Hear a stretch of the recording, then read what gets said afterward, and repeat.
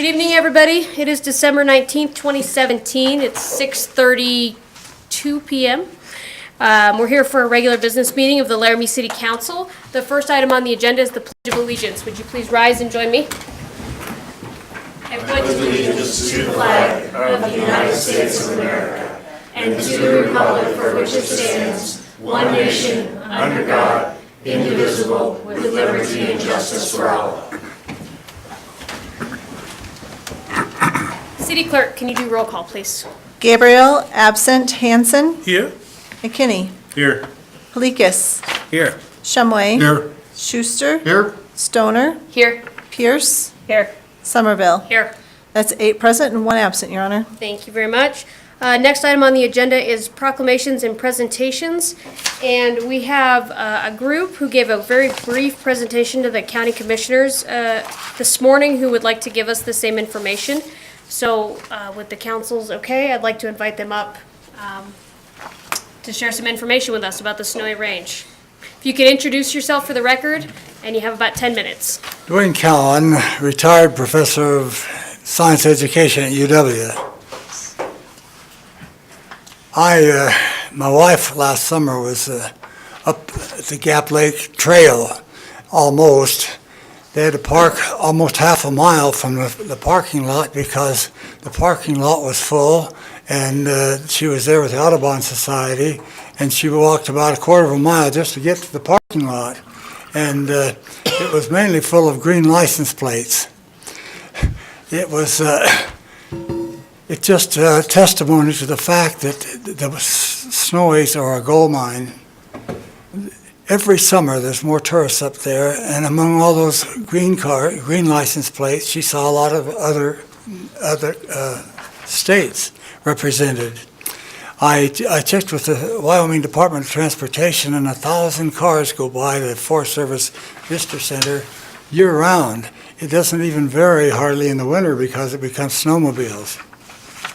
Anyway, the Rocky Mountain National Park gets more people than Yellowstone, and we have the equivalent. We really have the equivalent. If you've gone over the mountains down at the Trail Ridge Road, 6,000 cars go by there a day, and 1,000 go by this. But I talked with the editor of the Coloradoan, the Fort Collins paper, and I was talking to him about this project. And he said, "Oh yeah," he said, I know a lot of folks that go up there." He said there are 4.8 million people live on the Front Range, and he said they go up there for solitude. And that's the way Wyoming is, with 5 people per square mile. And so it is solitude up there, and they're seeking it. The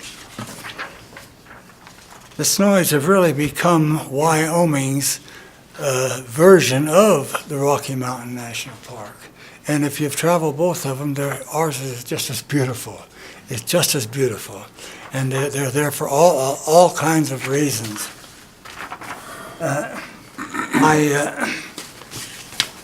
was checking to see about this project that the Medicine Bow Forest has in mind, and I went back to find out what the philosophy of the head of the Forest Service, who's also the Secretary of Agriculture, Sonny Perdue, and he spoke at Boise State University last June, and he was asked about the Forest Service, and he said this: "Regarding the U.S. Forest Service and the public lands, I think it's time we started looking at forests as crops, as agriculture.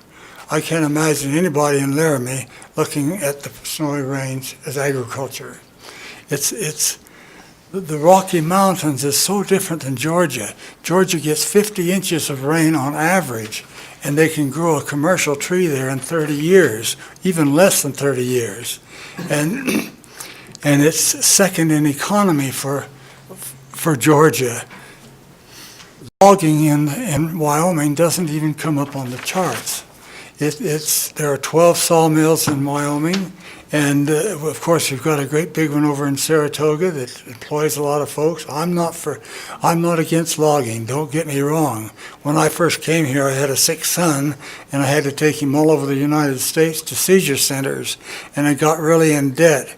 So with my chainsaw, I went up there, and all summer, about 12 hours a day, I cut logs. I might be the only one in here who ever cut logs on the Medicine Bow, but it got me out of debt. But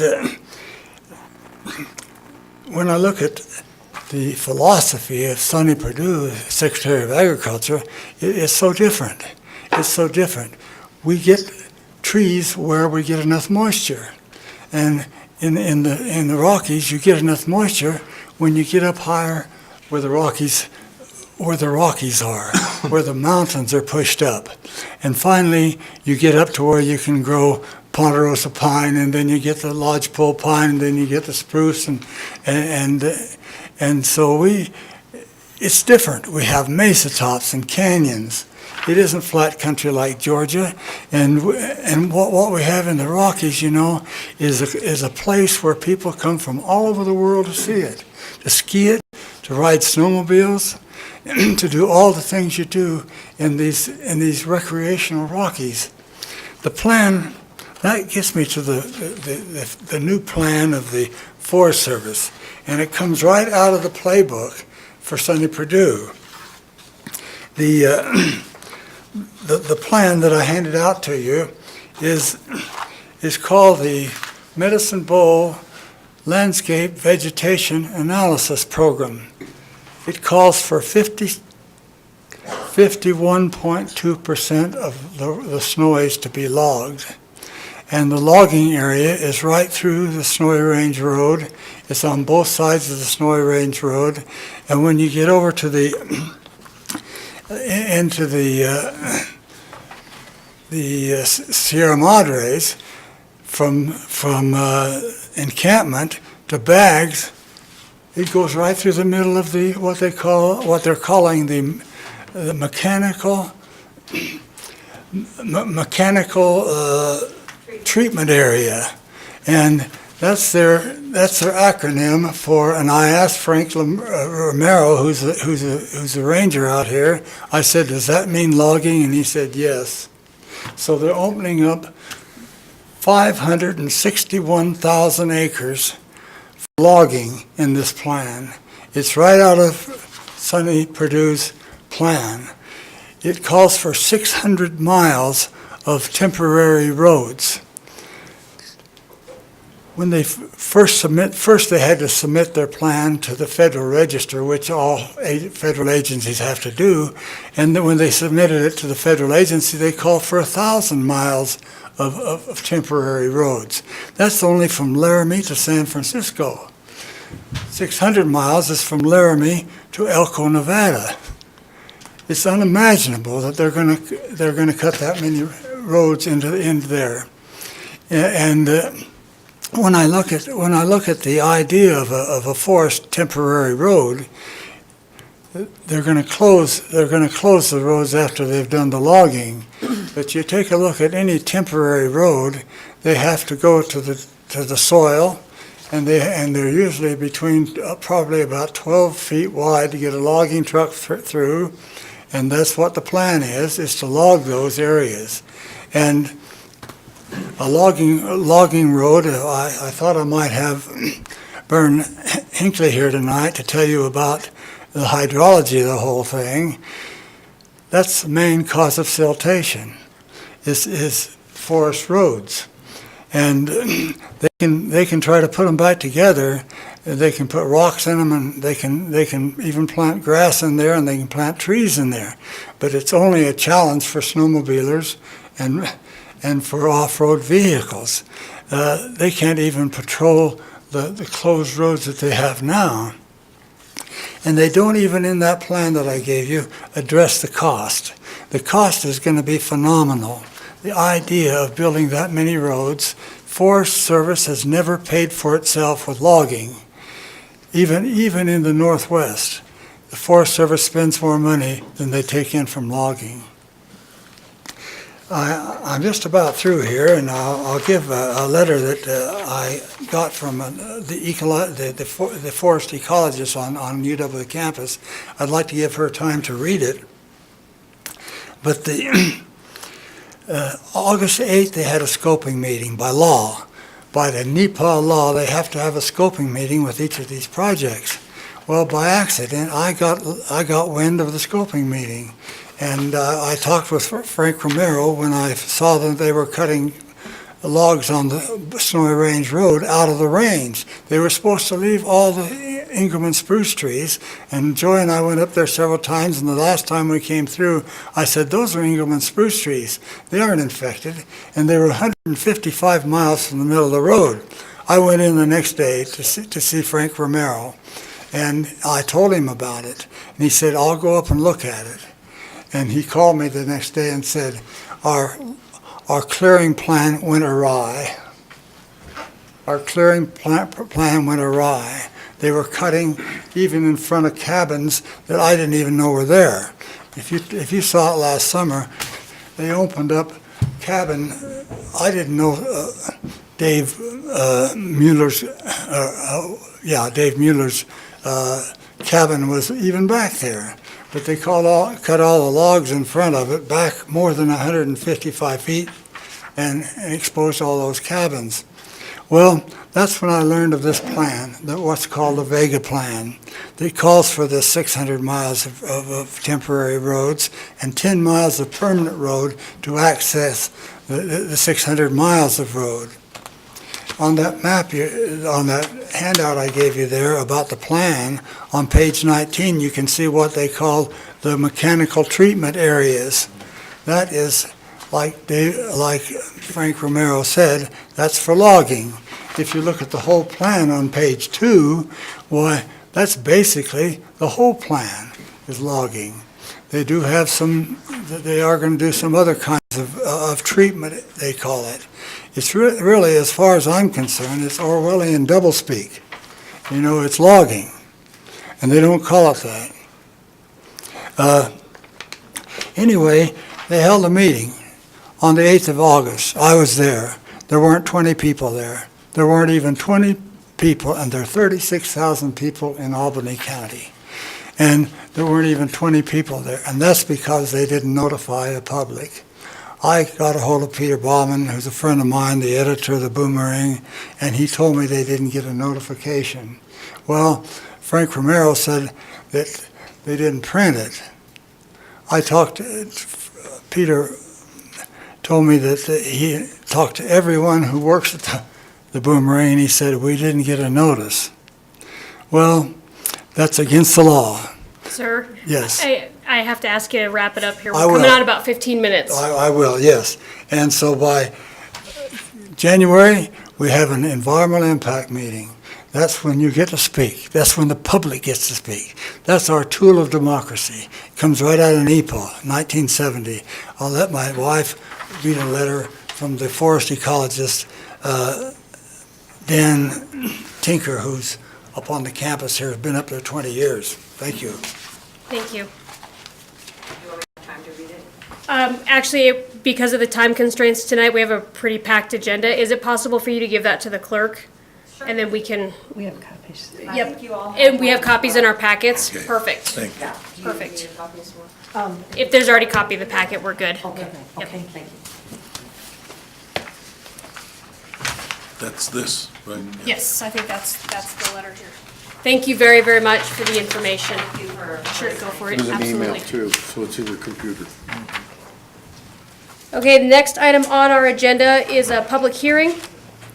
City Clerk, can you read the notice, please? Notice is hereby given that the City Council will hold the following public hearing at 6:30 PM on December 19, 2017, in the City Council Chambers, Laramie City Hall, 406 Ivinson Avenue, Laramie, Wyoming, to take public comments on the following. Original ordinance number 1977, submitted by the City of Laramie for amendments to Title 12 of Laramie Municipal Code 15.12.020, snow, ice, and debris removal from sidewalks to amend the regulations related to snow removal within the City of Laramie. All applications, plans, and specifications related to this matter are available for review at the City of Laramie Planning Office at 405 Grand Avenue, Laramie, Wyoming. Anyone wishing to be heard should be present or may be represented by his or her agent at the meeting. Written comments may be mailed to City Council, CO, City of Laramie Planning Office, P.O. Box C, Laramie, Wyoming, 82073. Thank you. So at this time, I'm going to open this public hearing for public comment. This is regarding the snow removal from sidewalks ordinance. I know there are members of the public that are here for that item. That item right now is last on our agenda tonight, but this is an opportunity for you to speak to it now. And those comments will be taken in accordance. So if you'd like to speak now to that, you're certainly welcome. Is there anybody that would like to give public comment now? All right, please come on up, Ms. Simpson. And if you could introduce yourself for the record and sign out when you're all done. Thank you. Hello, my name is Susan Simpson. I live at 405 South 12th Street, and I wish to say thank you to Brian for answering my complaint about a failure for people to remove snow as I walked to the university. That was really great. The first step of the process is working. Hooray. Thank you. I have 2 additional concerns. One is that people walk to school 2 ways where I live, and walk to work 1 way where I live, and most of those activities happen around 8 o'clock in the morning. And so I'm a little concerned about the 9 o'clock time. I realize it's the end of the demand, so that doesn't mean everyone's going out at 8:50 and shoveling snow, but still a little concerned. The snow that fell last week really stuck. And so when it was walked on and you tried to shovel it, it was really hard to deal with. I'm just pointing that out. I believe that people who shovel snow onto the street are covered by the ordinance it is currently framed. Is that correct? I think so, yeah. I believe so, yes. Okay, good. Alleys. Who is responsible for shoveling the alley? Something to be addressed. Fair enough. Thank you very much. Thank you very much. This is a sidewalk. Would anybody else like to give public testimony tonight? Please come on up. Welcome. Thank you for having me. My name is Jasper Hunt. I grew up in Laramie and I'm now a student at the University of Wyoming. So I have a question and a couple of comments about this proposed ordinance. The question is, if it stops snowing at 1 a.m. on, like, say the 12th of the month, does it have to be shoveled by the 12th at 9 a.m. or the 13th at 9 a.m.? I believe as written, it's the next day. And Yep. Okay, so it would be the following 9 calendar a.m. on day. the 13th, yep. Okay, so my 2 concerns about this ordinance are, first, that it is unfairly burdensome to people who work at nights. I used to work the night shift in the food service industry, and there were some days when I would not get home until 9, 10, or 11 in the morning. And so for people who were in the position that I was, it would be unfairly burdensome to them to have them shoveling their walks by 9 o'clock in the morning, because if you don't get home until 9, 10, or 11 a.m., then you're in violation of municipal code, and there might not have been anything that you could have done about it. And my second concern is that 9 a.m. seems to be an arbitrary time, and so would any other specific time on the clock. For example, for every reason that you might want to have the walk shoveled by 9 a.m., another speaker mentioned that a lot of foot traffic happens during the day and during the mornings, but one could also say that they should be shoveled by 9 p.m. because it's the most dangerous in low light conditions like those at nighttime. And so any time of day would be unfairly arbitrary, and there would be just as good reasons to prefer any other time of day. And so I prefer the current system where it is equal to people who work any time of day or night because it's a 24-hour period, instead of it has to be done by this time on the clock that is preferential towards people who work during the day or during the night. And the final thing that I'd like to say is that I do support the change to a 48-inch path clearance, because I have friends who use assistive mobility devices like wheelchairs, and it is an accessibility concern, and so that gets 2 thumbs up from me. Thank you. Thank you very much. And don't forget to sign out on your way past the table.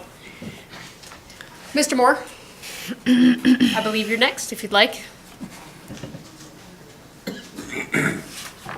Thank you. First of all, I want to say I appreciate the courtesy and the conscientiousness with which the City Council has invested in this problem, which I may be the culprit in instigating this. So I do appreciate what you have done. I have spent a good deal of time listening here and also trying to absorb what is involved. I do have two specific questions about the proposed ordinance as it is written. The revised ordinance indicates that you, as a minimum, you must shovel 42 inches. Now, I went out in front of our houses today. Our sidewalk is 60 inches wide, and the one in front of the city hall is 60 inches wide. I measured, I brought my tape measure for that. My experience over 40-something years of shoveling sidewalks is that sidewalks are not perfectly level. They tend to tilt. Sometimes they're broken, but they tend to tilt. And if you don't do the entire sidewalk and just a little bit of the edge where the grass is, the water, when it begins to run off, builds into pockets of ice. And consequently, that will increase the risk to pedestrians leaving those sidewalks. So I would at least urge you to consider saying shovel the entire sidewalk. Now, I don't know that all sidewalks are 60 inches wide, but when they are, I think the entire thing should be shoveled, and then just a little bit of the edge. If you do that, the edge will absorb a lot of the water as it runs off, and you'll have less danger to pedestrians. So I would hope that you would explore that. Okay, it's not the most important thing in my life, but I would hope that you would explore that. The second thing about the proposed new ordinance that I would hope that you would consider is that you would consider, it's in paragraph 2, about the procedures that the code enforcement officer would use when there's a complaint and the code enforcement officer goes to check out whether the complaint is justified. The regulations in the proposed ordinance say that he or she will attach some kind of tag to the residence there. Now, almost all the residencies that I have complained about are rentals. I don't know of a single one existent today. There was one last year in which the owner is resident. So you've got renters, conceivably, but not likely, the property owner. If in fact, the best part of the revised ordinance, which you have done, is have the owner clearly responsible. The owner should be notified too. Hey, there is a problem here, and you're responsible for getting it cleared up. You call your property owner. You get the renter that's supposed to do the shoveling. It's your problem, because you're going to be the one that is in violation of the ordinance. I've talked to any number of students who are most of the renters, I'm quite convinced, and they seem totally puzzled by the fact that walks should be shoveled and that who, in fact, is supposed to be doing them. Now, I can be very cynical of UW students, but I think the confusion is justified in this case. So I think that when the code enforcement goes over to identify and determine whether or not a residence is in violation of the ordinance, that in addition to tagging the resident, reminding maybe whoever it is that's supposed to do the shoveling to do it, I think there should also be a notice sent to the property owner, and that can be easily determined by a visit to the courthouse. Maybe a certified letter in some cases, if they're out of the country, as some of them, in fact, are. So those are the two specific things that are in the current ordinance that I would hope that you would give just a little bit of consideration to. And then, my listening to the conversations that have taken place over the last two meetings raises some questions and maybe suggestions that I would like to offer about this matter. In one of the meetings, it was mentioned that there was something like 1,100 households or residents in Laramie. We learned, I believe it was last time, that something like 80% of the property owners, renters, whomever, will shovel them just as a matter of routine, leaving 20% that aren't shoveled. But 15% of that 20%, in other words, 3/4 of the 20% that don't do it by 9 o'clock, will do it on a fairly conscientious way if reminded to do so. That leaves 5% that constitute the problem. 5% of 1,100 people is, I think, 55, rounded up to 60. So you've got about 60 owners that are in violation. It seems to me that we should target those people. Target those, surely remind the people that may have forgotten one time. My experience is in the addresses that I have brought up is that they're all rentals, probably not occupied by the actual owner. So you get the addresses of the 60 people who actually own these properties, identify them, make quite clear that repeated violations, season long, we're not talking about one violation. We're talking about residences that were not shoveled all winter long last winter. And I will be sending those addresses to you.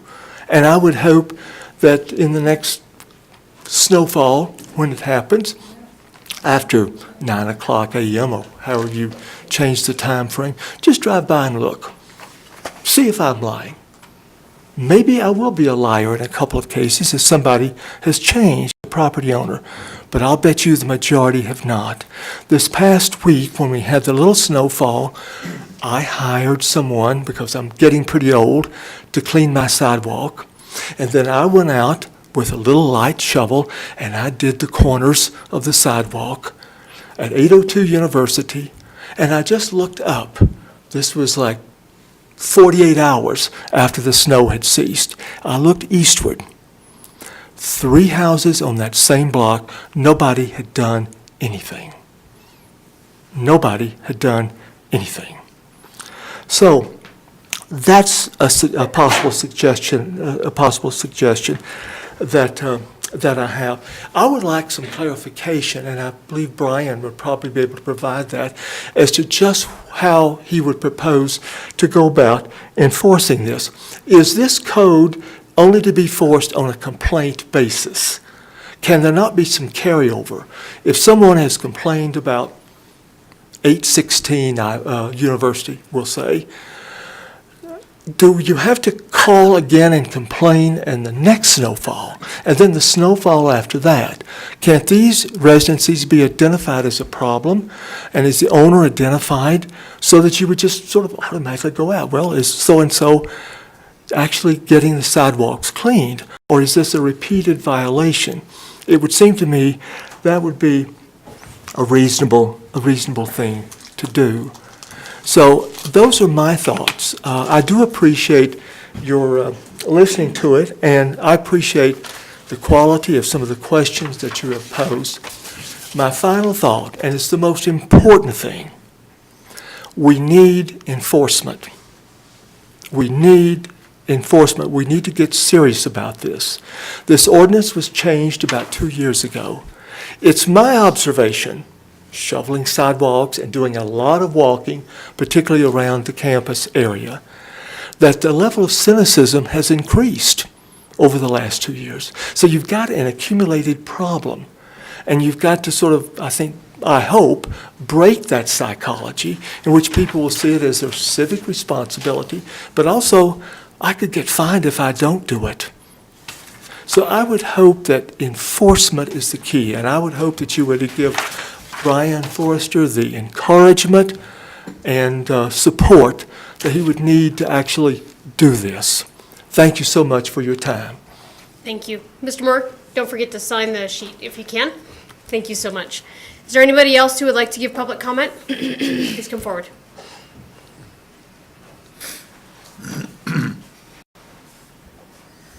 Welcome. Good evening. My name is John Rawls. I'm an attorney, but I'm here as a private citizen tonight. I live in Ward 2 at 921 South 10th Street on a corner lot at the corner of Ward Street. And I have a news flash for you. Lincoln freed the slaves. The 13th Amendment prohibits involuntary servitude, which includes forced labor.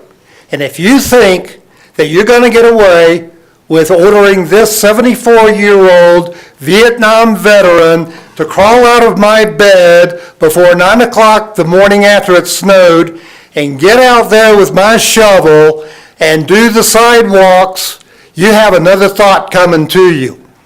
Now, I consider myself a good citizen, and I do my efforts to keep the sidewalks at my house clean. But that's my choice, it's not yours. As it is a municipal responsibility to keep sidewalks and streets clear of snow and ice. But you've decided with a little trickery that what you're really going to do is you're going to give the sidewalks to the property owners and then make it their responsibility. Well, that trick doesn't work either, because what you're doing is you're also imposing a public easement on the sidewalks.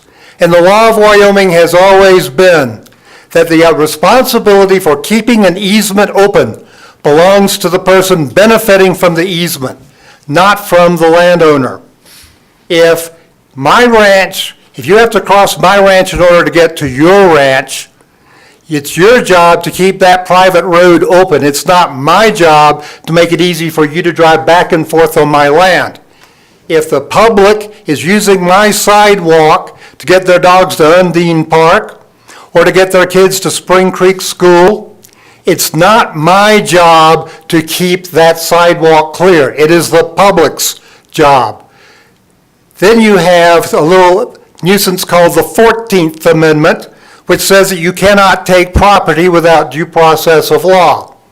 The so-called remedy that you have set up, you're going to get a private contractor, you're going to cut a deal with that contractor, you're going to run up a bill with that contractor, and then you're going to make me pay that bill plus a $100 administrative fee, and you don't think that violates the 14th Amendment? Let me tell you, you are begging for a lawsuit on this if you run this through. So there are 4 things wrong here. First, the ordinance as written violates your own requirement that when an ordinance is amended, words that are being stricken have to be shown as being stricken. You failed to meet that requirement. Secondly, Lincoln freed the slaves. You cannot require citizens of this city to go out and shovel snow just because you're too cheap to keep the sidewalks clear yourselves as a municipality. Third, you cannot set up a private deal with a contractor, have that contractor come on to my land, perform a service, and then I have to pay whatever deal you cut with that contractor plus a $100 administrative fee. And last, if it's a public easement, it's the public's job to keep the sidewalks clean. This is really dumb. And last but not least, what's next? You're going to tell me I have to keep my bathtub clean too? Sir, please. Thank you, sir. Is there anyone else who would like to give public comment this evening on this item? Okay, seeing none, I'm going to go ahead and close that public hearing. Move on to the next item on our agenda, which is announcements. First, City Manager, do you have any announcements this evening? I don't, but Brian is going to take one over for me. Okay. Counselor Schuster. Thank you. In our budget cuts, we have gotten some volunteers to help us out with some city needs. It used to be that the city was gracious enough to pick up our Christmas trees. So I'll notify you on this. The City of Laramie Solid Waste Division would like to announce the volunteers for the Knights of Python, I'm sure I pronounced it wrong, the Laramie High School Rodeo Club, the Laramie Rangers Baseball, Snowy Range FFA, Wyoming Technical Institute, and the Veterans of Foreign Wars will provide a free Christmas tree pickup on Saturday, January 6th, 2018. One-day pickup. I really want people to know that. One-day pickup.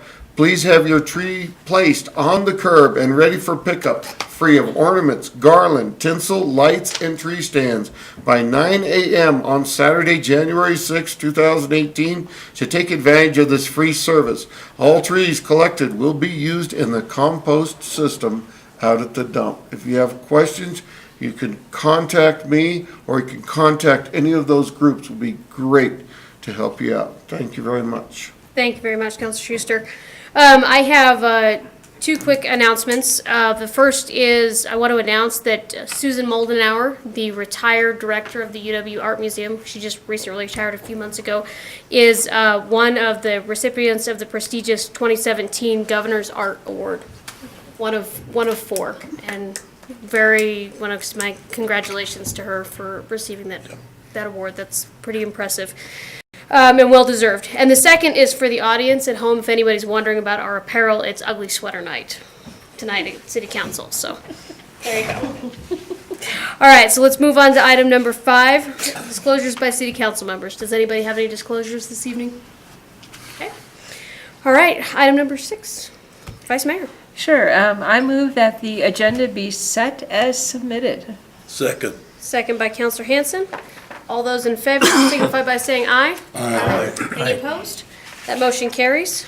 Vice Mayor. All right. I move that the consent agenda be approved and that each specific action on the consent agenda be approved as indicated. Do we have a second? Second. Second by Councilor Stoner. City Clerk, can you do roll call, please? Gabriel, absent. Hanson. Yes. McKinney. Yes. Kalikas. Yes. Shumway. Yes. Schuster. Yes. Stoner. Yes. Pierce. Yes. Somerville. Yes. That's 8 yeses, 0 nos, and 1 absent, Your Honor. Thank you very much. That motion carries. On to the regular agenda. Item number 10, Councilor Schuster. Thank you. The title is Original Ordinance Number 1976, amending the Section 13-62-090 of the Laramie Municipal Code, which establishes a community cleanup day fee waiver for the Laramie landfill. I move to approve second reading of the ordinance 1976, amending Section 13-62-090 of the Laramie Municipal Code, which establishes a community cleanup day fee waiver at the Laramie landfill. Second. Second by the Vice Mayor. Director Smith. Your Honor, the Mayor, members of council, as stated, this is a modification to Section 13.62.090, Community Cleanup Days Fee Waiver. It's a relatively simple change. What we're trying to do is transition from a one-day cleanup program to a fee waiver program, voucher program, I apologize, that is spread out across a period of 30 days. At first reading, council had a couple of concerns, and we have addressed those in our policy. One, we've extended the period up to 30 days. And then the second issue was that vouchers would be available at solid waste, here at utility billing, and then we'll also look at online voucher systems. So those are the primary changes in the policy. And I did, for your convenience, include a copy of the draft policy, and we have these policies administratively for lots and lots of things, so human resource issues and so forth. So I wanted to show you how we develop a policy and where the details behind this change are included. Just a brief discussion about the reasons for going to this voucher program. As I said, it currently is held on one day, and there's a huge impact to the landfill. In 2017, we had almost 95 hours of overtime associated with the one-day cleanup. We had 43 equipment hours for that one day of cleanup. So financially, those are two huge issues. The other reason for this is on a typical day, we see about 115 vehicles come to the landfill. The landfill is actually designed to handle approximately 300 vehicles per day. So if we have 300, we can handle that pretty fluidly. On the free day, we can exceed 1,000 vehicles, so 10 times as many as we see on a normal day. So if you consider all of those factors, that's why we want to go to a voucher program and spread this out over a longer period of time. So we'll save overtime hours, we'll save equipment hours, and there'll be less impact on Roger Canyon Road and so forth. I know former council member Vicki Henry would be happy with that because she used to let me know how she felt about those delays and so forth. So with that, I'd be glad to answer any questions. Questions for Director Smith? Counselor Hanson? Thank you, Your Honor. Just an observation. I guess I was the one who really was unhappy with the 15 days, so 30 days is better than 15 days. It's beyond me to know why we limit it to a certain time. I could see that if you were to say we exclude inclement weather days, because when it's very muddy, et cetera, that should be excluded because then it becomes a nuisance to deposit stuff. I will vote for this, no problem now. But still, my observation still is, I think you're excluding days when, for example, the semester is out at Christmas time, et cetera, when you still will find stuff hanging around which should be brought to the landfill, and there is no free day to do that, and so it will stay on the streets. That's my only observation. 30 days, yes, is better than 15 days. I'm still not happy with the idea that we have to do this all in the merry month of May. I would have liked to see it different, shaking out different, as I say, according to weather conditions, weather considerations. When there's a big snowfall, I can see that too. You shouldn't have a free day to do that. But just an observation about my still lingering unhappiness about this, but I'll go with it. Thank you. Counselor Schuster? Thank you. 2 questions. I already know the answer. I just want people to hear those answers. The most you can bring is 1 pickup load. That is correct. And then the other one is this is for county-wide. If somebody with a county address, as long as they have a bill or a slip of paper showing their mailing address, they can get a voucher. Yes, that's correct. Okay, thank you. I have a comment, but I'll wait till the end if you want me to do that. Yes, please. Questions for Director Smith? All right. Thank you, Director Smith. Is there any public comment on this ordinance on second reading? Seeing none, we'll go back to council. Counselor Schuster? Thank you. This was made for the citizens of Laramie. I don't want to say longtime residents or anything like that. This is done for our average citizen of Laramie. We didn't want to have it so people could do apartment cleanups or anything like that, because I watched it on the free dump day that people would come in with a dump truck, a literally dump truck that they had been saving debris and things like that for 6 months up so that they could make one great big trip to the dump on the free dump day. This was made for the average citizen to do their spring cleaning, get all the leaves, any downed limbs, anything like that. And that's what this is made for, and I think it's great. We didn't make it so that anybody moving out that didn't want to take their sofa that was in bad shape anyway, they can just throw it on the street corner. We're not going to prevent that anyway. A lot of those people don't have a pickup or anything else, and no matter what you did for them, even if you offered to take it for free for them, they'd still just dump it outside of their place and leave it. I really like this. It is made for the average Laramie citizen, and I really like it for that. Thank you. Other discussion or comments from council on this one? All right. City Clerk, can you do roll call, please? Schuster. Yes. Shumway. Yes. Pelegas. Yes. McKinney. Yes. Hanson. Yes. Gabriel absent. Stoner. Yes. Pierce. Yes. Somerville. Yes. That's 8 yeses, 0 nos, and 1 absent, Your Honor. Thank you. That motion carries. So barring any thoughts otherwise, that'll be on the consent agenda next time for third reading. Okay. If you object to that, speak now or speak later. Move it. All right. On to number 11. Counselor Stoner. Sorry. Got you by surprise. Sorry, do I read the recommended council motion or the title?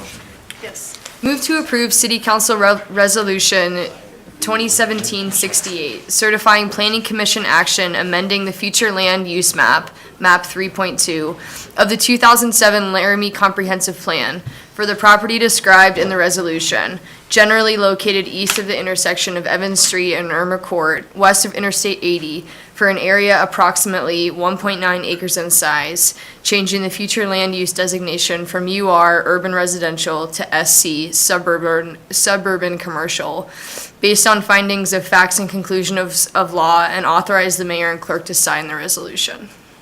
Do we have a second? Sorry? Second by Councilor McKinney. Planner Bloom.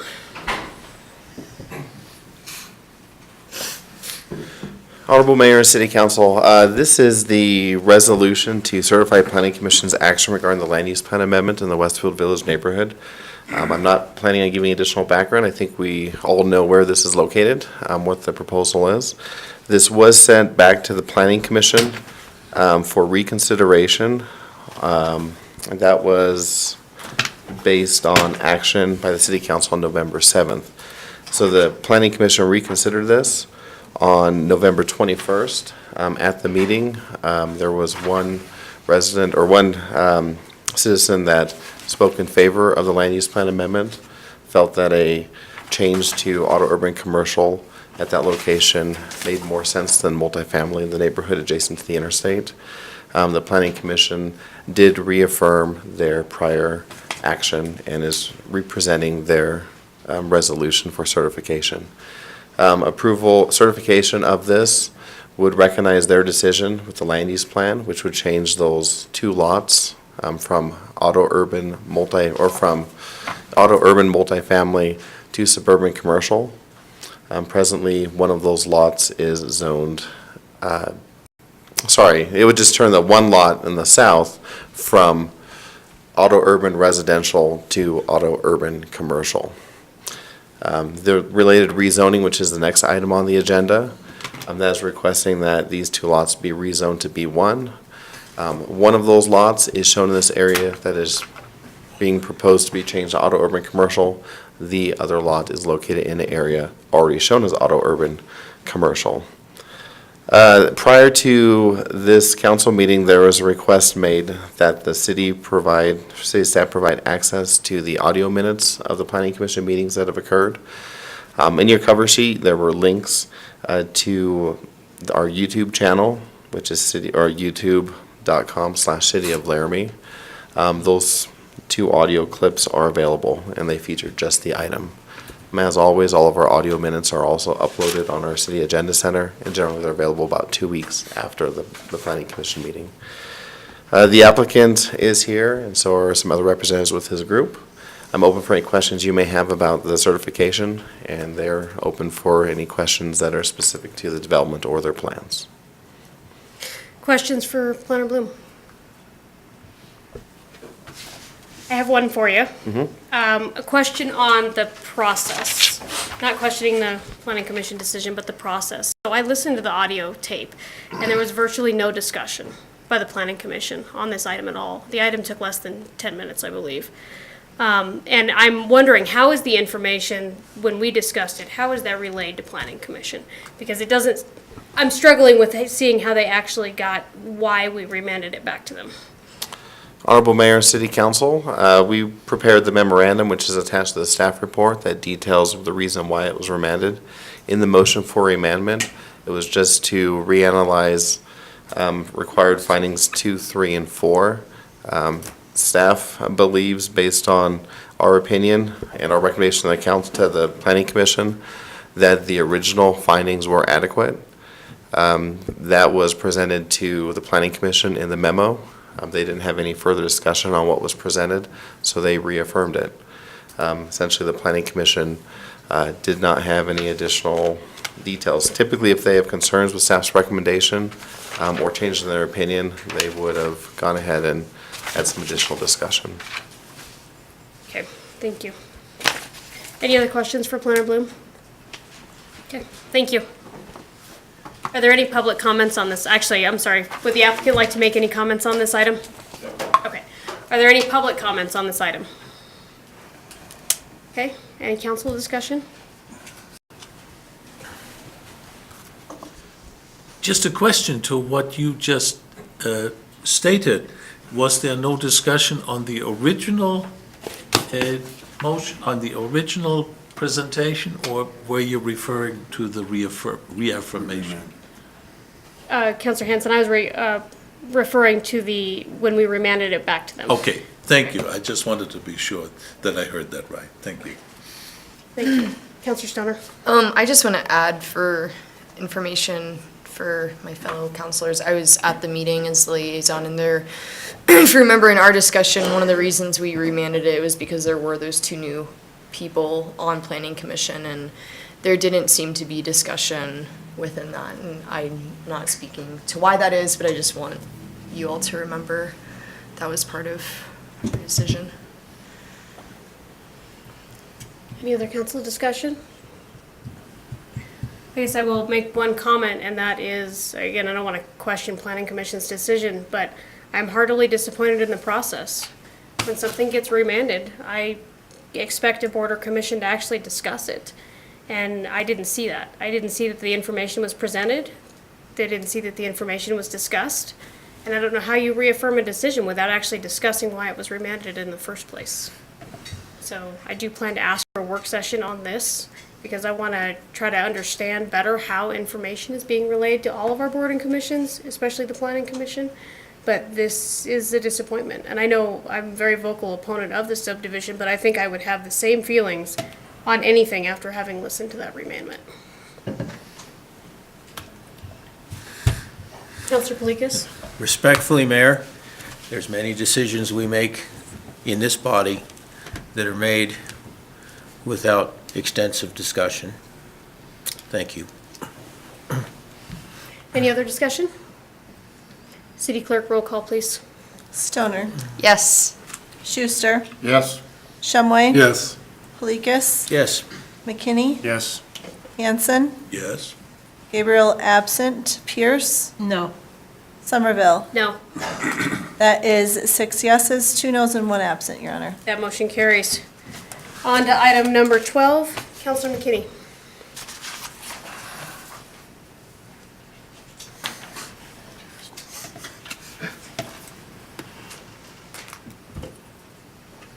There you go. Okay, I move to approve the original ordinance number 1975A on third and final reading, amending the zoning district map of the city of Laramie, Wyoming by rezoning lots 1 and 2, Block 9, Westfield Village, second filing from the R3 multifamily district to B1 limited business district, based on the findings of fact, conclusion of law, and authorize the mayor and clerk to sign the ordinance. Second. Second by Councilor Hanson. Planner Bloom. Honorable Mayor and City Council, this is third and final reading of the ordinance that accompanies that related land use plan amendment. At the last meeting on December 12th, the rezoning request was amended from B2 to B1. This would just rezone 2 of the 3 lots that are considered as part of this development. Presently, the northernmost lot is B1, so this would actually match the existing lot, or the existing lot to the north. On a related note, the applicant has filed for a conditional use permit for a mini storage complex. That application is on file in our office and is presently under review. They've also applied for a concurrent site plan review application, which is basically a mirror image of the conditional use permit. And they've been recently approved for a lot consolidation to consolidate all 3 lots into one large lot to facilitate the development. The Planning Commission, when they did review this back in November, they did recommend approval of the rezoning to the B2. Since this is a lesser rezoning, it is appropriate to allow for the rezoning to B1, because it's not more intense. I'm open for any questions you may have, and so is the applicant and the representatives. Questions for Mr. Bloom on the rezoning? Councilor Hanson? I think you just did this, but it passed me by too quickly here. What's the difference between B1 and B2? Sort of a Shakespearean Hamlet question. B1 or B2? That is the question. Honorable Mayor and City Council, there are a variety of differences between B1 and B2. Specifically, they're identified in our use table. There is a hyperlink in the staff report that does take you to our use table so you can see the actual differences. But generally, it's a lot of your auto-oriented type of developments. So there's several developments. With this specific development proposal, the biggest difference between the B1 and the B2 is it requires conditional use permit review for a mini storage complex. So since it's going to B1, it would require another public hearing in front of the Planning Commission, which notice will be given to the neighbors, where they can attend and make comments on that design. Thank you, and if I may then follow up. So we're not done with this, this is going back to the Planning Commission now? Honorable Mayor and City Council, the council will be done with this after tonight. There will be one more public hearing in front of the Planning Commission for their proposed mini storage development to consider a conditional use permit. So you are done, the Planning Commission is not. I can't say you're done yet. Thank you. Getting very close. It's interesting that we try to make things complexer than they have to be. Thank you very much. Any other questions for planner That's a board? word. Okay. It's a new one. More complex. Mr. Hoffman, would you like to make any comments on the rezoning? I don't have any. Okay. Are there any public comments on the rezoning? Okay, go back to council. Comments from council on the rezoning. Well, I'll make a comment, because nobody else will. You guys know how I feel about this. And I've had some conversations, with Councilor Polikas about why this might be good, might be bad. And in thinking of everything, I really still struggle with the idea that this is okay up against a residential neighborhood. That we don't do this anywhere else in the city. And in fact, you can't do this in R1, and you can't do this in R2. So if you live in a single-family home, you get more protection and more peace and more quiet and more stability than if you happen to live in an apartment, which I don't think is fair to anybody. I think it doesn't matter your residence, you should be entitled to that tranquility in your neighborhood. And another example, council just a few years ago wrestled with whether somebody could have a live-work dwelling where you could work out of your house. And you can do that in R3, but you can't do that in R1 or R2. So again, double standard for residences. I really feel like this is an inappropriate use. The neighborhood was developed expecting that to be residential.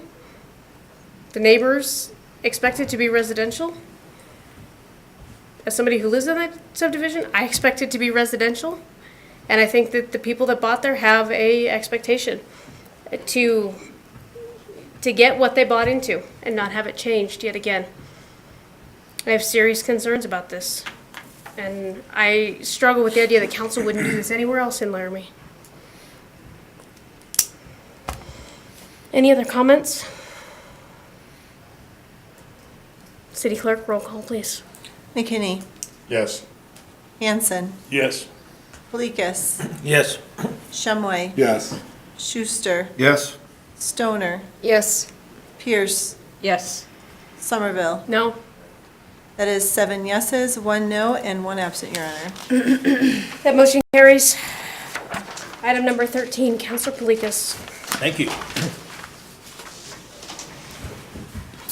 This is a I gotta find it now. Hold on, just a minute.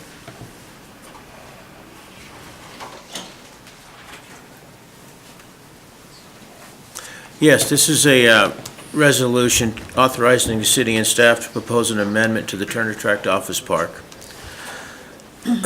I would move to approve City Council Resolution 2017-84 authorizing city staff to propose amendments to the Turner Tract Office Park, declaration of covenances, conditions, and restrictions to the owners within the park that will facilitate development of lots 4 through 11, Block 12 of the Turner Tract addition, and authorize the mayor and clerk to sign the resolution. Second? Second by Pick one of us two. Shumway. Planner Teeny. Mayor and council, the item before you is really a resolution that reflects the work session that we had at the last meeting. At that meeting, we discussed some of the benefits and changes that we believe as staff would benefit the lots that are located around Regency Drive, Regency Drive, or Crystal Court, Crystal Court, I knew that was wrong, Crystal Court in the Turner Tract area. This resolution, what this does is gives staff an opportunity to go before the Turner Tract Office Park and propose changes that we think would help allow those lots to develop, mainly related to those items that we addressed, which were those setback items that are found in a few of those different sections of the office park. So that's what this resolution is, and I'd be happy to answer any questions. Questions for Mr. Teeny? Okay, thank you. Oh, yeah, I do Councilor have a Hanson? question. I think I alluded to that already, but I want to make clear that the public and we do understand this. This now has to go back to the owners in the office park to be possibly approved. And I said possibly because we don't know how they will react. What happens, maybe I don't even want to go there. Thank you, I won't go there. Hypothetically. Other questions for Mr. Teeny? All right, thank you. Are there any comments from the public on this item? Back to council, any discussion on this item? City Clerk, can you do roll call, please? Polikis. Yes. McKinney. Yes. Hanson. Yes. Gabriel absent. Shumway. Yes. Schuster. Yes. Stoner. Yes. Pierce. Yes. Somerville. Yes. That's 8 yeses, 0 nos, and 1 absent, Your Honor. Thank you, that motion carries. All right, it's about 7:35. Why don't we take a quick 10-minute break before we start on ice and sidewalks? Thanks. We'll be here in a few moments, so let's get going with number 14, Counselor Schuster. Thank you very much. Title of this ordinance is Original Ordinance Number 1977, amending Title 12 of the Laramie Municipal Code 12.08.020, snow and ice and debris removed from the sidewalks to amend the regulations related to the snow removal within the city of Laramie. I move to approve Original Ordinance Number 1977 on second reading, amending Title 12 of the Laramie Municipal Code 12.08.020, snow, ice, and debris. Removal from the sidewalks, noting a public hearing was held on December 19th, 2017, based on findings of facts and conclusions of law. Do I have a second? Second. Second by Counselor McKinney. Planner Teeny. Mayor and council, this is the second reading of this ordinance. The attached ordinance that you have shows the proposed changes that were reflected from the changes that of the current ordinance that is in place today. At first reading, we had some basic discussion, but there were no specific recommended changes. So you see the same document that you see before you on second reading is what was before you at first reading. Just a few quick comments to answer some questions and things like that. Time frame is a time that we pick so that people could get out and have a defined time in which snow needs to be removed. If council chooses to change that time, we're going to still enforce it the same way we would, whether it's 9, 10, 12, 2, doesn't really matter. All those, the morning time frame though, gets snow removed off in the morning before people start walking on the sidewalks. That's really the key there. There was a comment regarding alleyways and where alleyways, or who plows alleyways, and I believe we're talking about the physical alley. The ordinance actually addresses the sidewalk piece that goes through the alley, or it's next to the alley, so that's where you exit and enter into an alley. That is half and half the responsibility of those property owners on the corner. As far as the alleyway, the physical alleyway, if at some point streets gets to that, they would plow that, but to be honest and realistic with you, we plow our major streets first, secondary streets after that, and then on a priority and as-needed basis for all local streets. Alleys may only get plowed if there's some major impediment for snow due to trash trucks or something like that getting through there. And that's pretty much how snow gets removed in an alleyway. In terms of a few of the other comments, rental properties is always going to be an issue no matter how we write these ordinances. By tagging properties, we feel still that's the best way to do it. But also remember the other mechanism that you're putting in place in this code, which is the nuisance abatement component. The nuisance abatement component actually gives staff an opportunity to actually go and address that problem and charge the property owner. Whether it's the renter or the property owner, the responsibility ultimately falls on the property owner to remove that snow. And if they are not conveying that to their renters or whoever else is supposed to remove that snow, this, we believe, gives us an opportunity to make sure that that's known, and so that you can actually provide the enforcement that we hear is desired. So, as far as reoccurring issues was another comment that was made. Reoccurring issues, that's why we have the increased penalty and administrative fee. It does take staff time, extra time, each time we have to deal with that.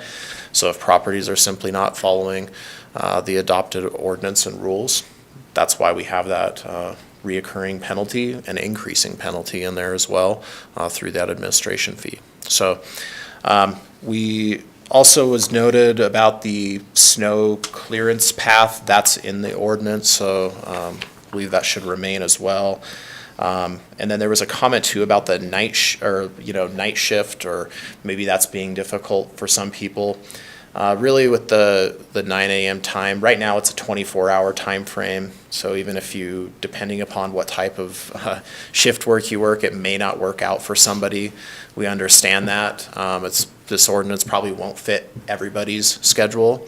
But to note, even in the instance where someone didn't get something cleared within that time frame, so the 9 a.m. the next day, you still really do get that courtesy notice of Brian coming by. If he marks your property, you still have another 24 hours after that to actually get the snow cleared on your own. So I think that's the comments that I'm going to address.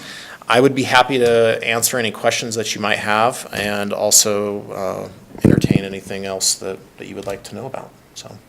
So do we have any questions by council? Councilor Vice Stoner. Mayor. Thank you, Vice Mayor. I just have one quick question. As you were going through your scenario, I thought of this. So if someone who maybe worked at night got a warning, cleared their sidewalk, and then 2 months later another snow event happened, and their sidewalk wasn't cleared, is the warning system within the subsequent fees for each snow event, or because that person had violated before, would it automatically trigger them being fined? Mayor and council, what's going to happen is that Brian will go back out there, our code enforcement officer would go back out there and re-post on the property. Okay. It would not be something that we would just automatically go to the abatement process. We're going to always give that person the opportunity to take care of the issue themselves, because what we want to have happen is the snow cleared. That's ultimately what we want to have happen. So great, thank you. Mm-hmm. Questions, other questions by council? Councilor Hanson. Thank you, Your Honor. I presume this ordinance came from someplace else, because we've been concentrating on snow, but the second line of the ordinance includes obstructions such as snow, yes, ice, mud, dirt, rubbish, or filth. And that's kind of interesting to me. Who defines all these things? What's filth? What's rubbish I can understand, but filth's got me especially. Is that dirty books, or what is this? I'm kind of puzzled by that. Mayor and council, this section's from a section that talks about roads, streets, and sidewalks. And this section talks about making sure that sidewalks remain clear and unobstructed. This section includes all of those components, although you are mostly dealing with the snow component of this ordinance. There's those other parts that were originally in this ordinance in which we are retaining, because in the instance, let's say, there's large piles of mud or filth, so that could be trash, found on the sidewalk, we can have that removed or require it to be removed if we need to under this section. This is being brought back to you mostly to deal with, though, the snow portion of the snow and ice, mostly, is what I think the main concern of council was and why we have this back before you, so. Your Honor, I have an observation in this regard. The most mud occurs not on my street, but in my alleyway when it's a little rainy season or snowy or whatever, and the big lumbering garbage trucks come right through there. And, there is mud. As a matter of fact, I went out this afternoon because tomorrow is my garbage day. And I slid right through the mud. So do I have to remove that from now on? I would be hard pressed to do that because I didn't produce it and I can live with it, but I'm really questioning the alleys are not included in this ordinance anyway, so that's another interesting part of it. So I guess I'm still okay with my alleyway and the mud in it. Thank you. Counselor Palikas? Yeah, Counselor, or Planartini, would you, I think there's some confusion over this. If you get a warning or if you get a notice, is there any fees whatsoever associated with that notice during the first 24 hours after 9 a.m.? Mayor and council, no. It's simply just we have a tag, door hanger, it's a green thing we put on your door. There's no fees associated with it, nothing beyond, please clean your sidewalk off. Here's the ordinance that says that it's required to be done. So in essence, you have anywhere between 1.5 to 2 days to remove snow from your sidewalk before there's any repercussions whatsoever? Correct. To you. Thank you. And one other question. Do you see the enforcement officer knowing that somebody doesn't have the ability sometimes to remove the snow right at 9 o'clock, repeatedly putting notices on that same person's sidewalk if he knows the sidewalk's going to be cleaned within a reasonable amount of time?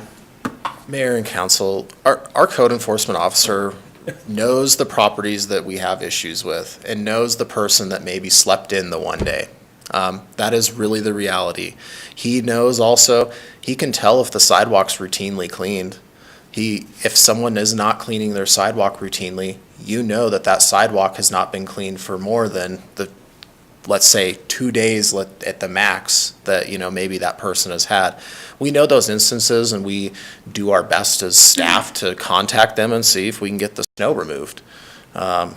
Last resort, though, under this ordinance and under what we do have proposed for the people that simply just don't want to do it, we have this in place that gives us another mechanism, which is that nuisance abatement component to actually go and do it. But it's just, we don't run into that as often as you probably think. Most people clear their snow.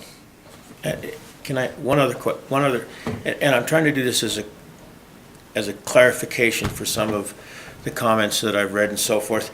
Are we trying to do this to make money as a municipality, or are we trying to do this to motivate people to shovel their sidewalks? Mayor and council, the amount of money, the funding, or the funds that we would receive, even if we do lots of enforcement, will be inconsequential to the staff time and the things that we'll put into actually going out and addressing this. The key component of this ordinance is to actually get the snow removed and make our sidewalks safe so people can walk on our sidewalks. Thank you very much. Thank you, Mayor, or Vice Mayor. Counselor Shumway and then Counselor Schuster. Thank you, Your Honor. This ordinance is very similar to what we have in the nuisance ordinance, and I just had one quick question. If a person has a shrub or a tree that hangs over the sidewalk and is obstructing bicyclists and pedestrians to where they cannot go down the sidewalk, how much time do we give them to trim their tree or to bring their shrubs down to a point where they can have line of sight so they can see for safety purposes around the corner? That's something that nature, trees grow and eventually they obstruct. And I want to know if we have anything right now that says you have so many days to trim back those shrubs, trim back the trees so that people aren't getting smacked in the face every time they walk down the sidewalk. Mayor and council, I'll let Brian chime in if I say anything too off base. It's a little bit different section of code, but what typically we do with that is we send letters to all the property owners, and two things happen. They go and just take care of it pretty much right away once they get the letter, or they call us and say, hey, I'm out of town, can I have till tomorrow or next week to maybe trim this tree, or I have to hire a firm, let's say it's like a large tree or something that they can't handle themselves. And then we work with that property owner so that it's properly taken care of. There are some instances where we've had to go out and trim trees. If it's something really small, we've just done that. In other cases, if someone has to be hired, Brian goes through that nuisance abatement process just like we would, whether it's some bushes on the corner or junk piles on a property. So, Now, when we have a major storm or something and trees or limbs fall over the sidewalk, who's responsible? I know we send out crews to clean up that, but whose responsibility is it? Anything that's on the sidewalk would be the responsibility of the property owner.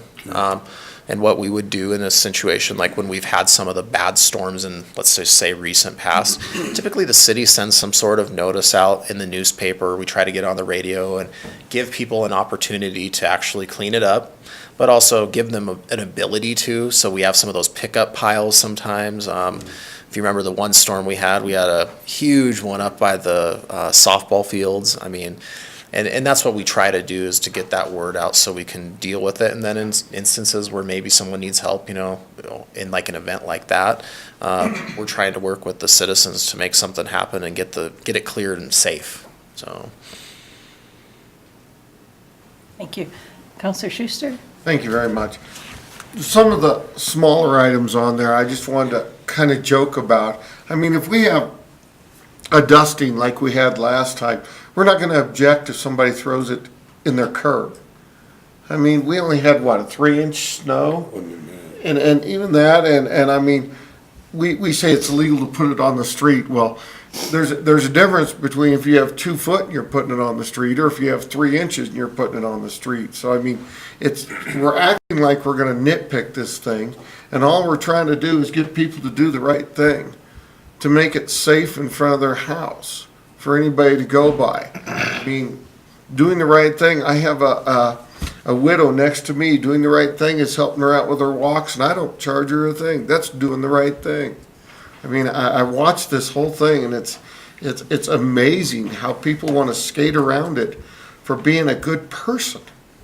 It just amazes me on that. So, thank you. So, any other questions?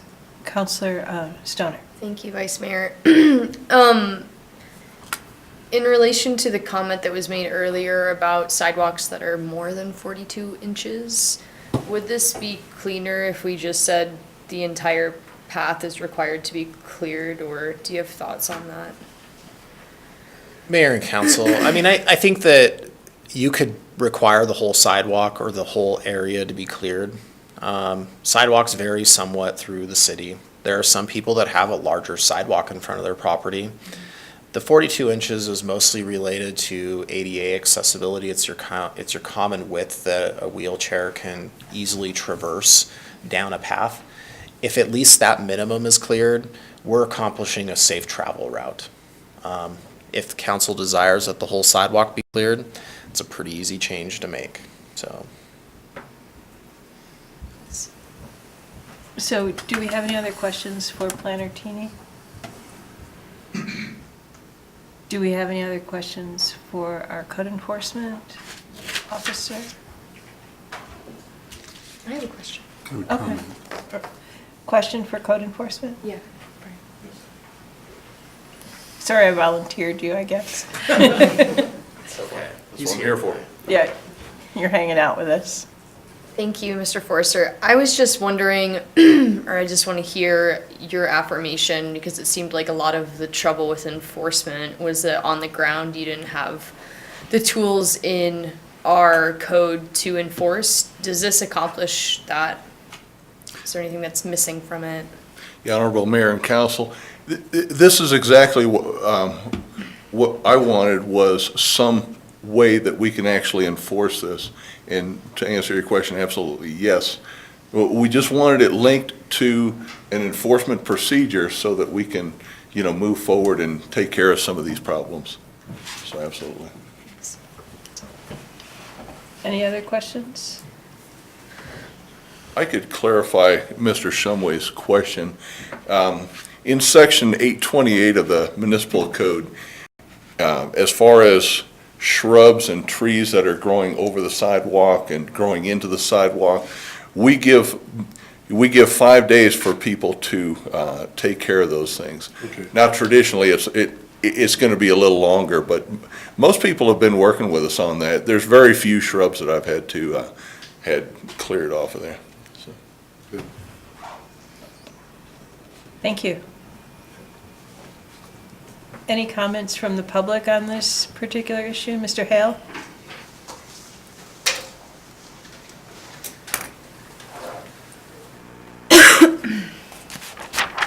And on your way out, just remember to sign in and please introduce yourself. Thank you. My name is Tim Hale. I thought it was interesting, Councilor Hanson's, who's responsible, do I need to get this mud taken care of and so forth. Invariably, it seems like the way the city handles things is if they don't like you, then you're going to have to probably get it taken care of. And I thought it was interesting about what constituted filth. We had a power pole problem in my neighborhood, and the power company came in and took out the old pole, dug a new hole, and all the tailings and everything from the digging went over and blocked half the sidewalk. And it sat there for probably 8 months. Didn't seem to be a problem with anybody. And it would certainly impede pedestrian traffic, but maybe they're exempt. The last time I was here about this issue, I spoke about all the sidewalks that I had shoveled, and then the street department came along and shoved all the snow in the street onto my sidewalks. I'd actually called the cops over that. It really upset me. And the cop came and evaluated it, and he agreed that there was a problem. And he went to the street department and said it needs to be addressed. So the street department showed up with the biggest front end loader that they have. Nothing like bringing a steam shovel when you need a teaspoon. And you have to remember, we've got city employees that are put out if they have to clean the ice off the windshield. So nobody's going to get out with a shovel, hence the front end loader. Well, they put the front end loader up on the sidewalk and then just went down the length of the block. And in the process, they broke the sidewalk. And the property owners that had the damage done were told tough luck. So I think this could really have some problems. One of the issues that I have here is this selective and arbitrary how you apply these things. I recall years ago, there were a number of businesses on Grand Avenue that failed to move the snow. And we got a pretty good snow. And so the police chief took it upon himself to send letters to every one of these businesses and, outlining the ordinance and the time and everything they needed to take care of it. And, he got people's attention. And I happened to intercept one of those letters. And I thought, well, this is funny, and I think this is another classic case of a double standard. So I just happened to have some photos of our police chief's house and his sidewalks. They hadn't been shoveled all winter. And you can see how the snow drifted down. I mean, there was no effort whatsoever. And he's sending out, that was Chief Douche, he's sending out this letter that, essentially threatening everyone. And I brought those photos to the city council. And I said, this is your police chief. And the council hemmed and hawed. I don't know if you remember that, Klaus. Yeah, the council hemmed and hawed, and, well, whose authority is this? And, well, it's ultimately the police department's authority. And then that was as far as it went. So, once again, arbitrary enforcement, double standard. And then the other thing that I think that we need to be concerned about, if you do this, if you pass this with this pertaining to the snow, where does it stop? I know of branches and shrubs and things in my neighborhood that have been there for 20 years.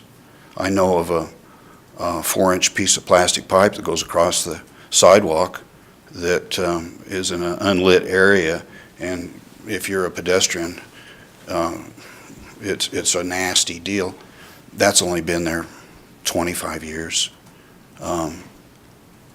But if we start addressing these things as if we're going to give you a warning, if you don't get it done, then we're going to hire a contractor, and then you either pay the contractor or they'll have the prerogative to take you to small claims court or a collection agency. Where do you stop? Do you do it then, apply the same principle with weeds? What if somebody doesn't paint their house? And I heard the word, I believe it was Councilor Stoner had made reference to fine in respect to this proposed ordinance. Well, it really isn't a fine. It's an administrative charge. It's a warning. It's all these things. Because if it's a fine, then it should be treated as a fine. And you should be called into court. You should be able to face your accuser. And you should be able to put up a defense, whatever that defense may be. But when it's turned over to a collection agency in the manner that's done, that kind of bypasses that whole system. And I think that flies in the face of justice. Then we heard about this administrative fee. And as each time you get more and more warnings and so forth, the administration fee can get ratcheted up. Well, I think it's safe to say that that administrative fee is punitive. It's being associated with something being punitive as a result of someone's behavior. I recall a street improvement project. And, they had it all itemized, and there was so much for square foot for the asphalt, so much for curb and gutter and so forth. And then hid down in here was an administrative fee. And it was tens of thousands of dollars administrative fee. And the question was asked, well, we understand, square foot for the asphalt and everything. What's this administrative fee all about? Well, that's, we've got the city attorney to look over documents, and then we've got the city engineer to kind of look things over, and inspectors and so forth. Well, aren't these people getting paid anyway?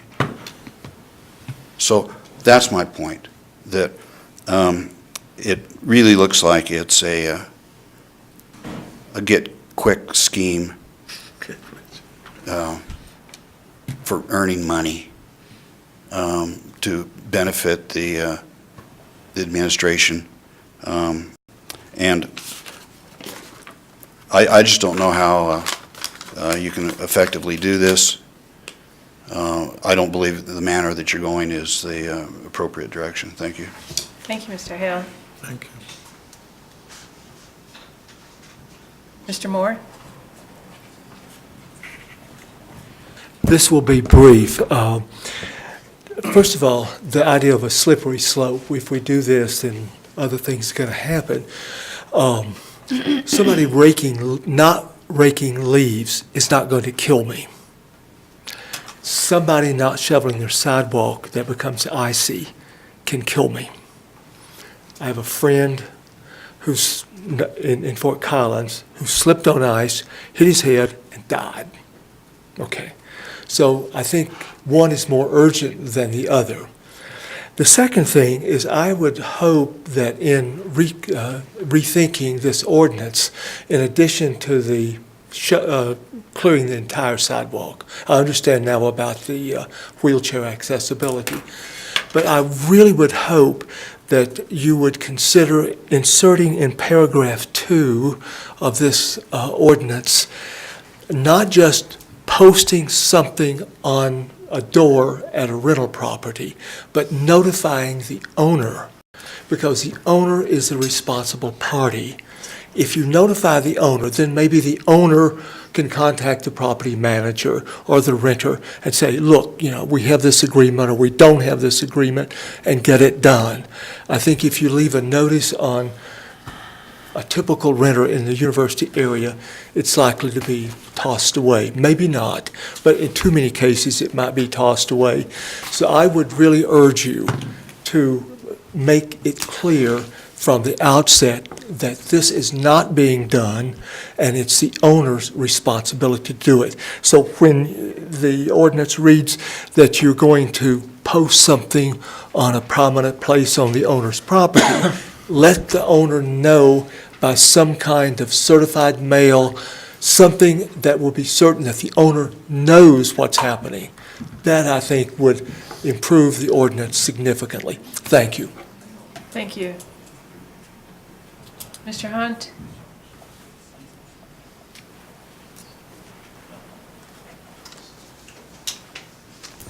Thank you, Council. Again, I am Jasper Hunt. I live at 619 South 7th Street.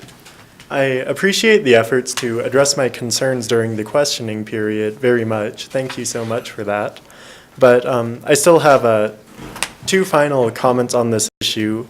First, it was brought up that there would be no monetary charge because of the 24-hour period after the notice has been posted. And while there would not be a monetary charge for people who might not be available due to their schedule to clean up by 9 a.m., we're still saying with the passage of this ordinance that you are in violation of city code, even if you're not going to have to pay an administrative fee.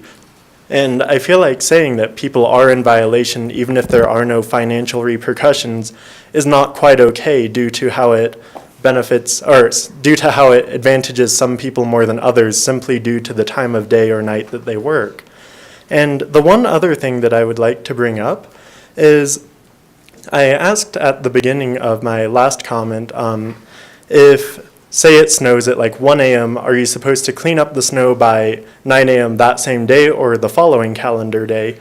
And so if you total up all of the times that snow could stop falling, assuming that it's equally likely to stop falling at 5:05 p.m. as 5:06 p.m., etc., then the average amount of time between the end of snowfall and when the snow would have to be cleaned up with this 9 a.m. ordinance is 21 hours and 30 seconds, which is pretty close to identical to the current ordinance, which says 24 hours after the end of snowfall.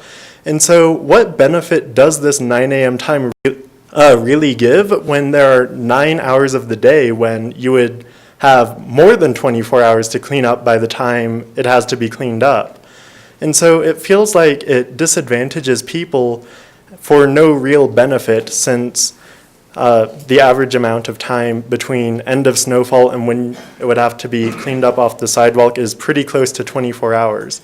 And so because there are not many benefits in the application of this, and there are detriments on a principal level due to it advantaging some more than others, I would have to continue to oppose this bill, this ordinance. Thank you very much. Thank you.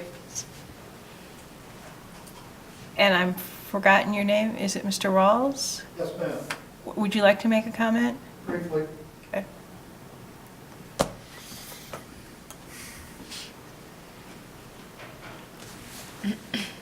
Yes, sir. And before, Yes, ma'am.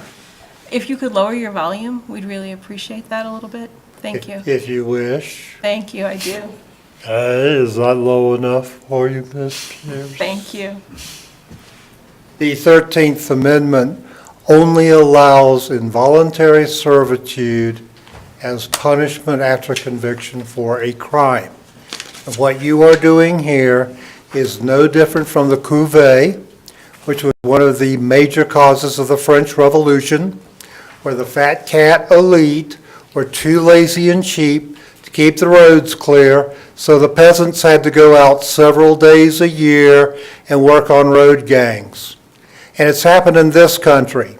In Alabama in the 1890s, in direct violation of the 13th Amendment, African Americans who were too poor to have any taxes owed were forced to do road gangs called the couvé to work off their civic obligations. It's my decision of what I do with my sidewalk. It is not yours. When you say that I have to get out of bed and I have to go out while it's still snowing and I have to shovel the sidewalk, or you're going to use financial coercion, you are violating the 13th and 14th Amendments of the United States Constitution. Does anybody have any questions? You're headed for a lawsuit, just letting you know.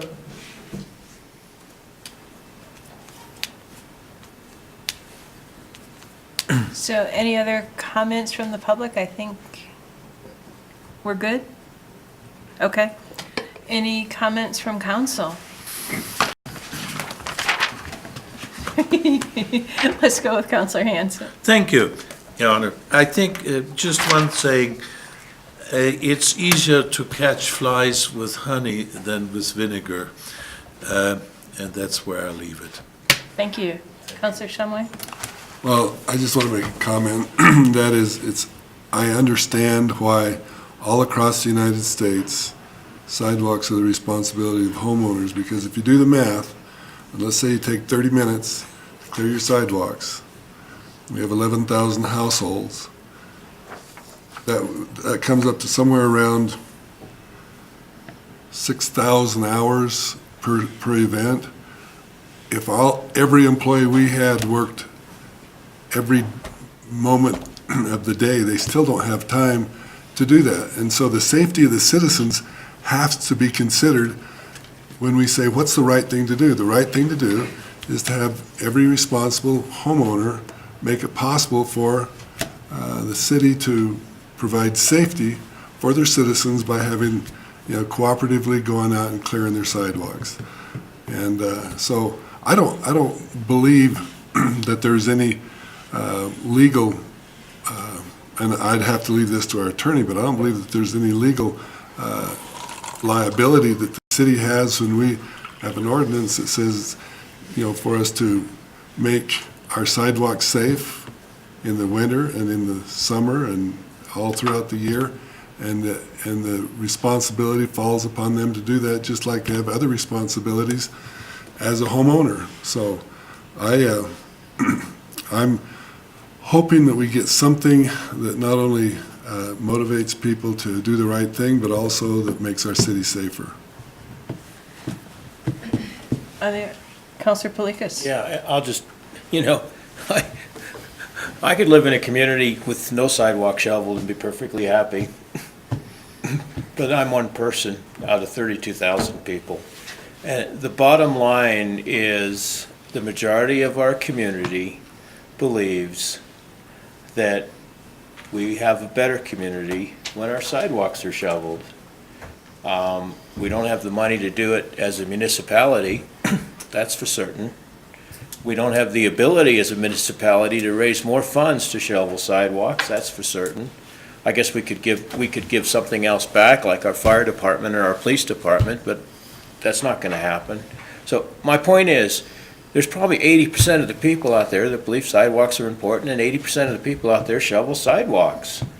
So the challenge is to get more people other than that 80% to shovel sidewalks. Is it gonna be 100%? Absolutely not. And I would challenge you to go to any community in this area and find a place that of our size, that every single sidewalk in that community is shoveled. People don't do the right thing. Lucky for us, the majority of people do the right thing. So all this is changing an ordinance we already have on the book to make it a little bit more of a motivation for a few more of those people to shovel sidewalks. Are we gonna have a few people out there that refuse to shovel sidewalks? I guarantee it. There's no issue with that. It's gonna happen. And unfortunately, we have to live with those people that don't wanna cooperate. My point is, what we're doing tonight is better than what we had on the books before. It's more enforceable, and all we're trying to do is, like Councilor Schuster said, is live in a community and do the right thing so that it's safe for people to walk, and the majority of people basically get their way. Or basically, the majority of people, their priority and their values are enforced within our community. Thank you. Counselor Schuster? No, did I'm you not wanna biting. comment? I already made my comment, I'm done. Okay, anybody else? I will just make a brief comment, then I'll turn it over to the mayor. I agree with Councilor Felikas. I think the majority of people do the right thing, and I think we're just trying our best to motivate a few others to remind them that shoveling is the right thing to do. So with that, I'm going to go ahead and support this and leave it at that. And if you want to, go ahead. Any other comments? You already got public comment? We got Okay. public comment, All right. we have questions, we have comments. City I Clerk, think will you we're- do roll call, please? Schuster. Yes. Shumway. Yes. Polikis. Yes. McKinney. Yes. Hanson. No. Gabriel absent. Stoner. Yes. Pierce. Yes. Somerville. No. That is 6 yeses, 2 nos, and 1 absent, Your Honor. All right, that motion carries. So that will move on to third reading. All right, next item on the agenda is item number 15, public comments on non-agenda items. Do we have any public comment this evening? Please, no comments on the Mr. Hale? sidewalk.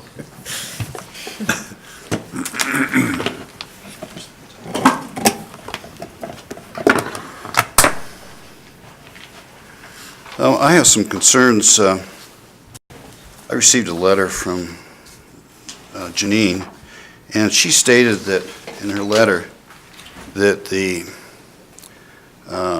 cops, the 3 of them that showed up at my business, the reason that they had to have my driver's license was to validate, and I quote, validate ownership of the property. And this was in respect to a trespassing that I had called and asked for some assistance. And the trespass statute 9.16.093, a person is guilty of criminal trespass if he enters or remains on or in the land premises of another person, knowing he is not authorized to do so. And personal communication to the person by the owner or by the occupant or by his agent or even by a police officer. So you see, the way the statute states, you don't have to be the owner. You could rent the property, you could lease it, you could merely work there. I'm sure when an employee at Walmart's calls the police about a shoplifter, the cop doesn't say, can you document that you own Walmart's? But I think it's really shady to think that the cops have to validate ownership of the property. That really concerns me. And I've done some checking around, and it seems The cops all have a computer in their car. The county has a website, and all you have to do is put the address in the computer, and it'll tell you who the property owner is. Apparently, this is a concept that's unfamiliar with the police department. I'm not quite certain. But it really doesn't matter, because if someone calls and requests assistance in respect to a trespass, I'm not certain that the cops can just suddenly decide they're not going to do this. Apparently, our current police chief feels that this is his policy, and I fail to see how a department head's policy supersedes the state statute. So I've never heard anything back from our city attorney, who the cops claim that he's on board with this. I really haven't gotten any further direction from anybody. And I noticed in the police report, it indicated that I would not give any personal information. That's a lie.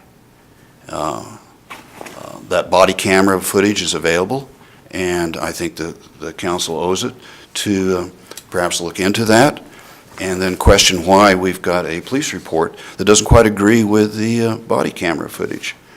And this issue about driver's license to validate things, the cops have provisions. If I were to give them some fictitious name, if I told my name was Brian Shyster, and they said, Everybody has to be treated with respect. it's a fictitious name. And they said, well, and they knew better. That's called false reporting. That's called interference, and they'd love to arrest me. And that would be a difficult thing to defend. So this is just something that I see as harassment, and I'd like to think that our city council would not like our police department to act in this manner, whether they like the person or not. Thank you. Thank you. Is there anybody else who would like to give public comment this evening on non-agenda items? Okay. Seeing none, we'll move on to the next item, item 16, consideration of future council work session topics. Does anybody have any suggestions? Mayor, I have a suggestion. I would love to explore our progress with the 2030 housing plan and see if there are any actionable steps that we can maybe incorporate into goals or resolutions for years to come. Okay. We have support for that? Sure. Okay. Any other suggestions for work sessions?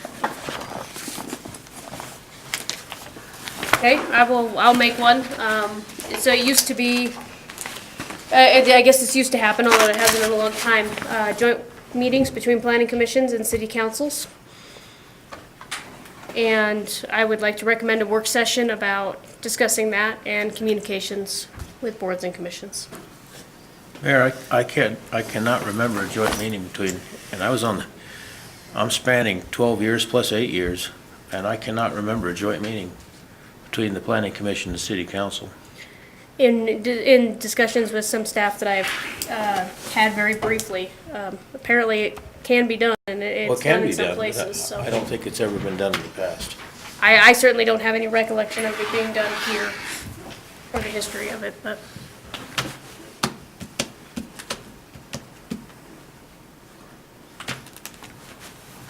It's a lot of work. What? If we had meetings with every one of our 26 boards, commissions, committees, and things like that, I don't know that we could accomplish it in a year with our schedule. That's very true. We did have one joint meeting with the Board of Health a few months ago.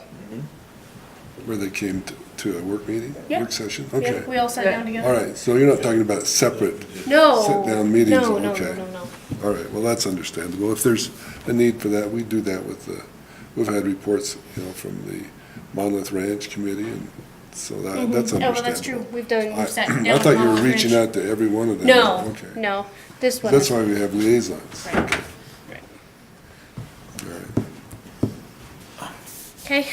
Any other suggestions?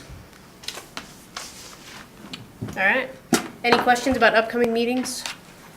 Reminder, we do not have a meeting next week. Not next Tuesday, we're off.